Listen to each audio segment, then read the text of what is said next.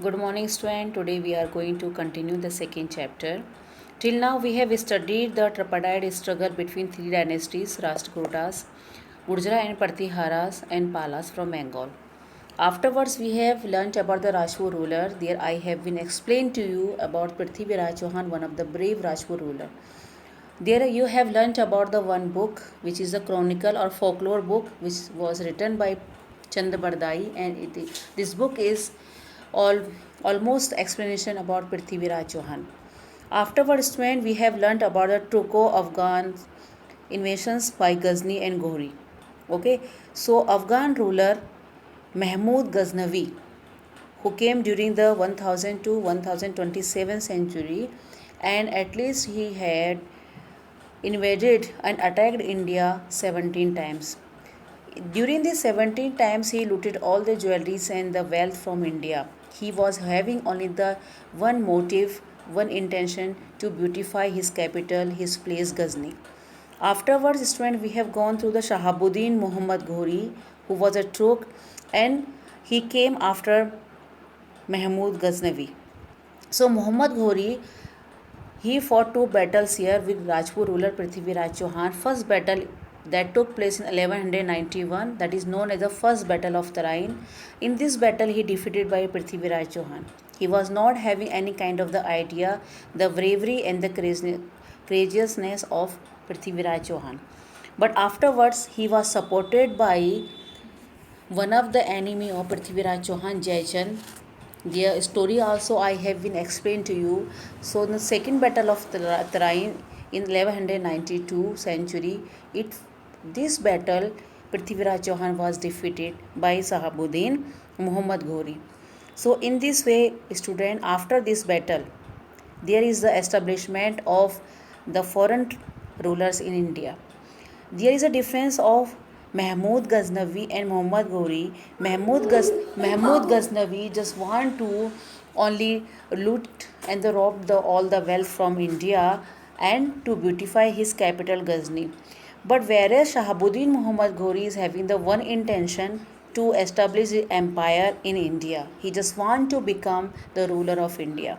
So this much we have learned till now in this chapter. We have learned about the tripartite struggle. In the map also I have explained to you how the different rulers or dynasties of India, they were fighting for their establishment after the death of King Harshvardhana.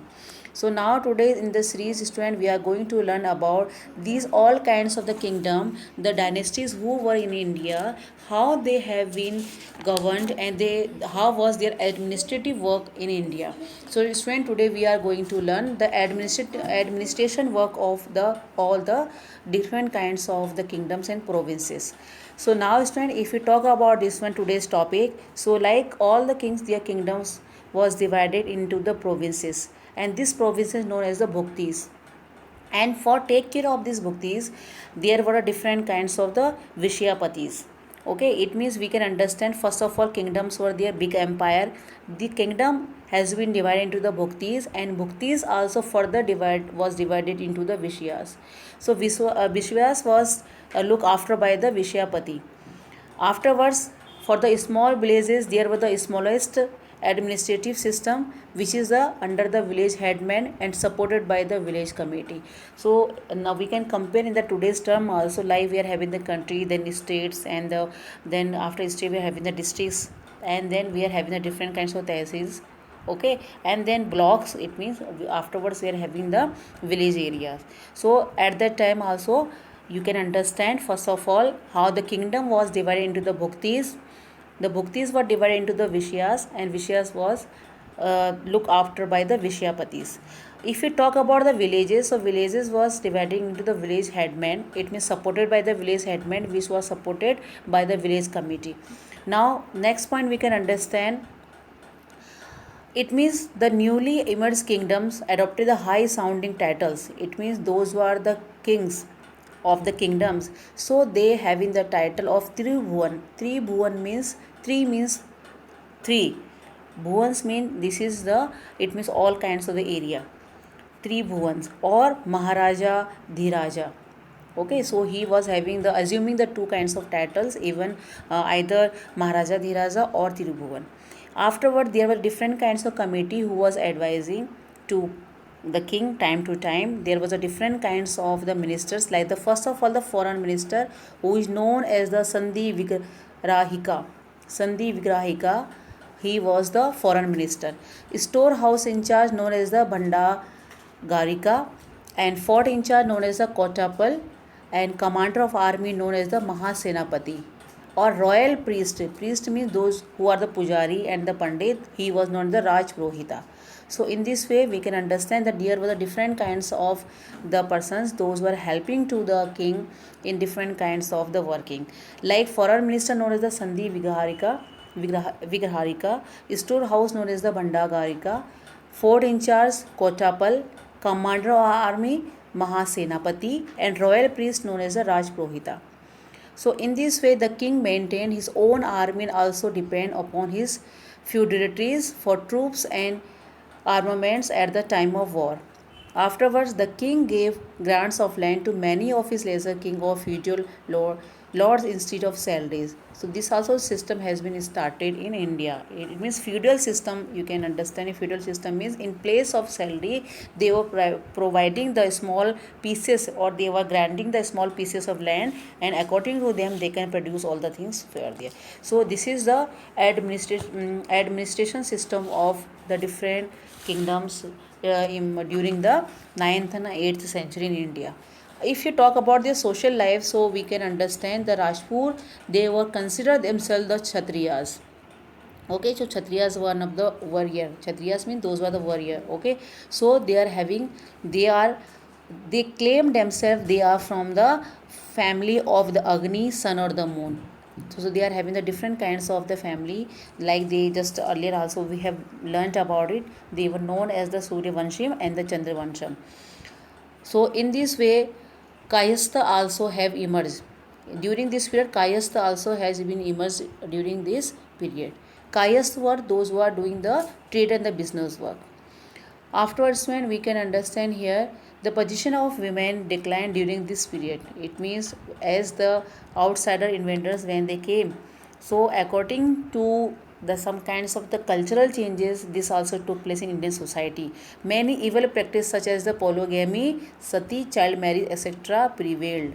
Okay, polygamy means when there is the more marriages for the one person. Okay, so sati means this is a process when the any lady, when her husband is dying, after his death, she also have to sit on with the fire and at his with him when her husband is dying. So child marriage also like this way we are having the different kinds of the social evils. Many evils practices also has been started. If you talk about the economy, so economy is also one of the main prosperous activity at that time. So it was a primary occupation, and land revenue formed the most important part of the state treasury. So what you understood by this point, student? It means during that period the agriculture was a primary occupation of the people, and whatever the revenue, it means the taxes, the land taxes they were getting, it was the main important activity to increase the state treasury. Okay, where they can, treasury means the wealth and richness of the state. In this way we can understand both the internal as well the external trade took place during this time. Shrenis or trade guilds carried on trading activities. It means at that time the people are not having the like this today's money, so they are having the shrenis of the trade guilds. According to that guilds and the shrenis, they are doing the business at that time, and with whom they are having the different parts of the Southeast Asia, China, Mediterranean and the Western world. Okay, so India exported textiles, spices, precious stones, imported horses and the precious metal. So in this way India was having the different kinds of the economic status at that time. So student, in this way today you have learned about this all kinds of the fact, how was during this period. It means during the 8th 9th and 10th centuries, during the how the people living in the different kingdoms, and how the people were, the kings had been divided their different kinds of the activities in the field of the administrative field, their social life or their economic life. It means the people were engaged themselves with different kinds of the category, with the different kinds of the activities. So in this way we can understand.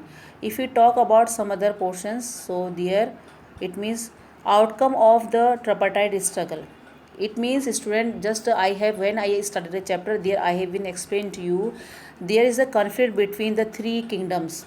It means when a person will fight, surely their sources will be decreased. It will not increase in unity, it will surely decrease their power and the strength. So same thing happened with these three kinds of dynasties, that is including the Gurjara Pratiharas, Palas and the Rashtrakutas. In this way, where the Palas had been succeeded by the Sena dynasty in the Bengal. Okay, Sena dynasty, afterward the Sen or the Sena dynasty has been emerged in uh, uh, West Bengal. It means the Bengal side. If we talk about the different other dynasties like the Palas, Gurjara, Pratihara, so they were also overthrew by the different dynasties and different kinds of the inventors, like just we have talked today also, I give explain to you some of the points like the Mahmud Ghazni and Muhammad Ghori, how they came and they took the advantage of the separation of the different kind of the activities and the activity which is done by the different rulers in India. So that's why if we talk about Gurjara Pratihara, they were declined and then Chauhans came here. Okay, and Chandilas came here.